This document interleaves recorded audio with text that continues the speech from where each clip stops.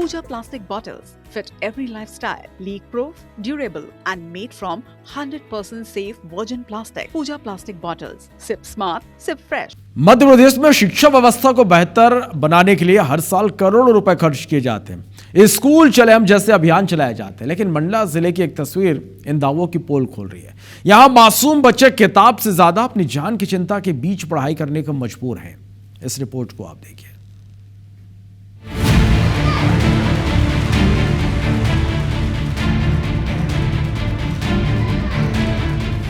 ये तस्वीर है मंडला जिला मुख्यालय से करीब 20 किलोमीटर दूर देवगांव की नवीन प्राथमिक शाला तलैया टोला की। बाहर से गुलाबी रंग में रंगा ये स्कूल भवन देखने में सामान्य लगता है, लेकिन अंदर की हकीकत बेहद डरावनी है।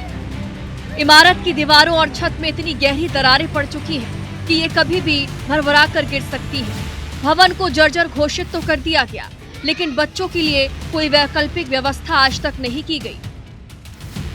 स्कूल में पहली से 5वीं तक करीब 25 बच्चे पढ़ते हैं और उन्हें पढ़ाने के लिए 2 टीचर पदस्थ हैं। कभी बरामदे में तिरपाल लगाकर तो कभी स्कूल परिसर में आम पेड़ की छांव में बच्चों की पढ़ाई होती है, लेकिन बारिश आते ही या तो बच्चों को उसी खतरनाक भवन के नीचे शरण लेनी पड़ती है या फिर पढ़ाई बीच में ही रोकनी पड़ती है। धूप निकलती है तो पेड़ के छांव में बैठते हैं और पानी गिरता है तो तिरपाल के नीचे बैठते हैं।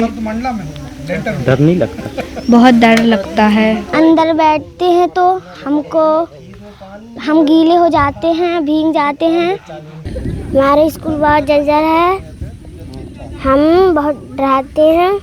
और जब धूप लगती है, जब हम पेड़ के नीचे बैठते हैं, जब पानी गिरता है तब हम तिरपाल लगा के बैठते हैं।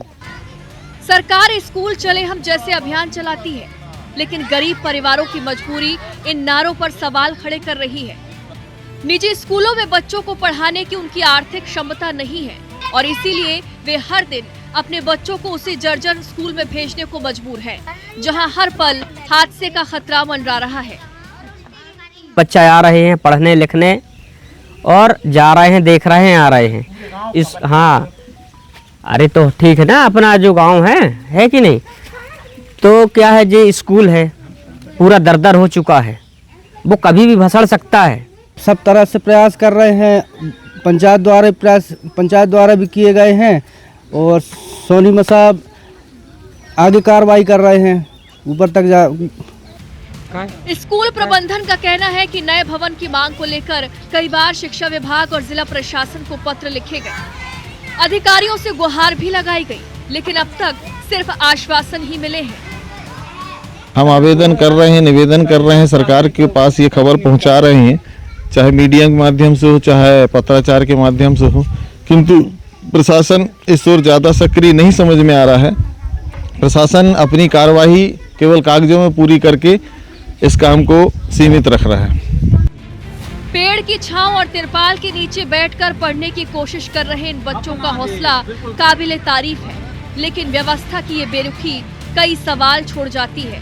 क्या इन मासूमों को सुरक्षित स्कूल मिल पाएगा या फिर किसी बड़े हादसे के बाद ही जिम्मेदारों की नींद खुलेगी? देवेंद्र चौधरी, IBC 24, मंडला।